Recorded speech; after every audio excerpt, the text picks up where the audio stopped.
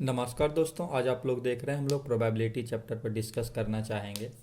Probability chapter जो है class 9 से शुरू हो जाता है हम लोग के क्लास में, और वहाँ से हम लोग उसको कोई भी कहिए एप्टीट्यूड एग्ज़ाम तक प्रोबेबिलिटी का एक इम्पोर्टेंस रहता है। तो इससे जो भी क्वेश्चन बनते हैं या तो वो कॉइन्स बेस्ड होते हैं या वो बॉल्स बेस्ड होते हैं या कार्ड्स बेस्ड होते हैं। तो आज हम लोग डिस्कस करेंगे कॉइन्स बेस्ड पे। तो शुरू करते हैं। तो सबसे पहले हम लोग जानते हैं प्रोबेबिलिटी होता क्या है। प्रोबेबिलिटी को हिंदी में हम लोग कहते हैं प्रायिकता। प्रायिकता क्या होता है? किसी भी चीज़ के होने की संभावना या चांसेस, ये हम लोग प्रोबेबिलिटी में निकालते हैं कि आज क्या चांस। जैसे आज बताओ, हम लोग कहते हैं जैसे आज बारिश होने वाली है, तो कुछ फ्रेंड्स कहेंगे कि आज बारिश होने की इतनी संभावना है या नहीं है, एक अनुमान हम लोग लगाते हैं, तो उसको हम लोग कहते हैं प्रोबेबिलिटी। सिंपल शब्दों में प्रोबेबिलिटी को हम लोग शॉर्ट में प्रोब लिखते हैं। इसका होता है कि number of favourable outcomes divided by number of possible outcomes. ये एक सबसे बेसिक फार्मूला है जो हम लोग किसी भी बुक को देखने में मिल जाएगा। वैसे इसका कुछ हम लोग ज़्यादा अभी यूज़ करेंगे नहीं, हम लोग इसमें जानेंगे कि कैसे ट्रिक से बिना रटे हुए, बिना याद किए हुए कैसे चीज़ों को जल्दी हम लोग सॉल्व कर लें। मतलब जिस टाइप के क्वेश्चन आते हैं उसके आसान आंसर हम कैसे ढूंढ सकते हैं ऑप्शन से। या तो बिना देरी किए हुए, बिना ज़्यादा फॉर्मेलिटीज़ के हम लोग जाते हैं कि क्वेंस पे कैसे क्वेश्चन आते हैं, उसमें क्या क्या इंपॉर्टेंट पॉइंट्स हम लोग को याद करना पड़ेगा। तो क्वेंस में दोस्तों हम लोग जैसे सपोज दैट हम लोग एक क्वेंस ले लेते हैं। ये एक 2 रुपये का कॉइन है।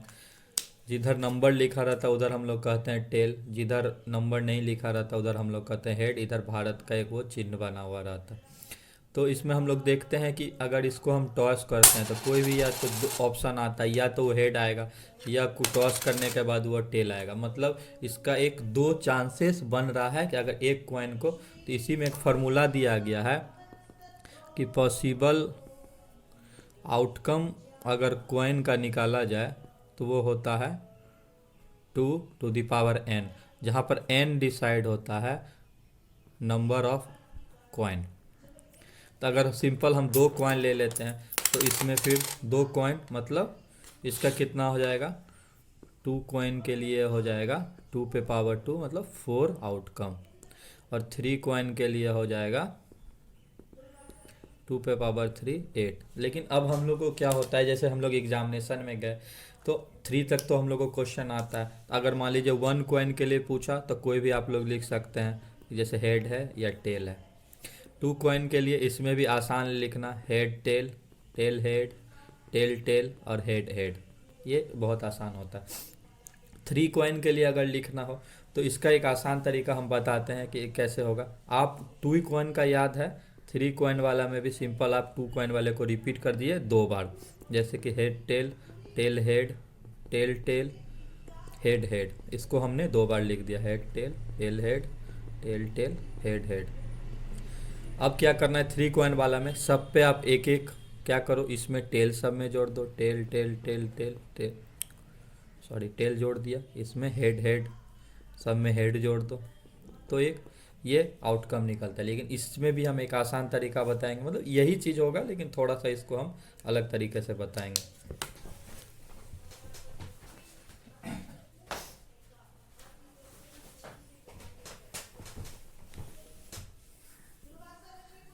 इरेज कर देते हैं इसको, और हम बताते हैं कि 3 या 4 का भी बताएंगे। 4 का यूज़ नहीं होता है लेकिन सभी लोगों को जानना चाहिए, क्योंकि मान लो कहीं आप गए और आपको मतलब 5 का भी अगर पूछ दे तो आप 5 का भी कैसे इजीली बता सकते हैं कि हाँ 5 का ये होता है।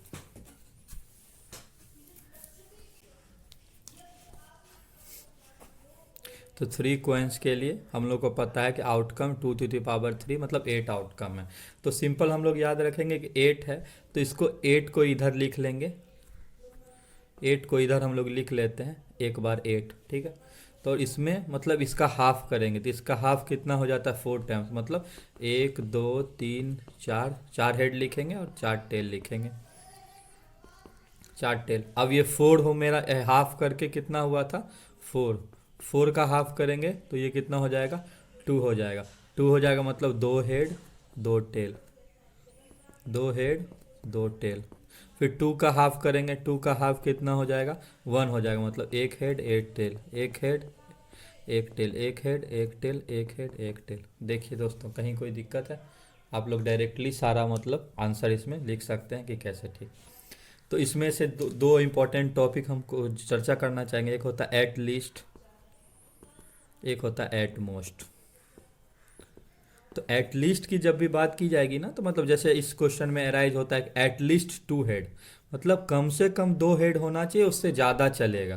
तो जैसे कम से कम दो वाला कौन हो गया, तो इसमें हो गया एट लीस्ट मतलब कम से कम दो, तो एक ये हो गया, फिर एक ये हो गया, एक ये तीन वाला भी चलेगा। लेकिन एट मोस्ट मतलब क्या होता है, इसमें एक फिक्स्ड कर देता है कि मतलब उससे ज़्यादा नहीं हो सकता, उससे कम आप करो, उससे ज़्यादा नहीं। एट मोस्ट टू हेड अगर क्वेश्चन पूछता, टू हेड या टू से कम वाला, तो उसमें ये टेल टेल टेल वाला भी हम लोग काउंट कर लेंगे तो जे। और एट लीस्ट में मतलब होता है कि एक मिनिमम मतलब फिक्स रहता है, उससे ज़्यादा करना। तो ये दो पॉइंट पे जो क्वेश्चन बनेगा, 8 आउटकम है, आप इजीली इसको लिख सकते हो और बना सकते हो, लिखने में कोई दिक्कत नहीं। फिर से बता देता हूँ, 8 आउटकम है। पहले 8 को हम लोग 2 से डिवाइड करेंगे 4, तो 4 हेड लिखेंगे 4 टेल। फिर 4 को डिवाइड करेंगे 2 से, जब तक वो 1 नहीं आ जाए 2 करेंगे, फिर 2 हेड 2 टेल, 2 हेड 2 टेल, फिर से लिख लिया। अब मैं आपको 4 का लिख के बताता हूँ कि अगर 4 का क्वेश्चन आ जाए, जो कि आता नहीं है किसी एग्जामिनेशन में, पर आप अगर इसे कहीं रिप्रेजेंट करोगे कि मैं सबसे फास्ट लिख सकता हूँ 4 का, तो आपको ये बहुत फ़ायदेमंद होगा। तो दोस्तों 4 के लिए क्या होगा, 4 के लिए क्या होगा, आउटकम कितना हो गया, 16 आउटकम हो गया। तो सबसे पहले इसमें हम लोग क्या करेंगे, 16 को 2 से डिवाइड करेंगे, 8 आ गया, मतलब 8 हेड, 1 2 3 4 5 6 7 8, 8 हेड, फिर 8 टेल, 1 2 3 4 5 6 7 8। फिर 8 को 2 से डिवाइड के कितना आ गया, 4, मतलब 4 हेड 4 टेल, 1 2 3 4, 1 2 3 4, 1 2 3 4, 1 2 3 4। फिर 4 को हम लोग 2 से डिवाइड करेंगे, कितना आ गया, 2, मतलब 2 हेड 2 टेल, 2 2। इसे लिख लेंगे 2 हेड और 2 टेल लगातार, 2 हेड 2 टेल। देख लो दोस्तों, फिर अब 2 को इसको फिर डिवाइड करेंगे, 1 आ गया।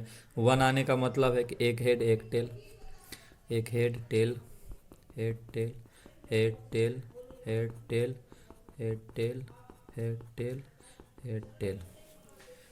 तो इस तरह से हम लोग मतलब कोई भी क्वेश्चन को इजीली बना सकते हैं।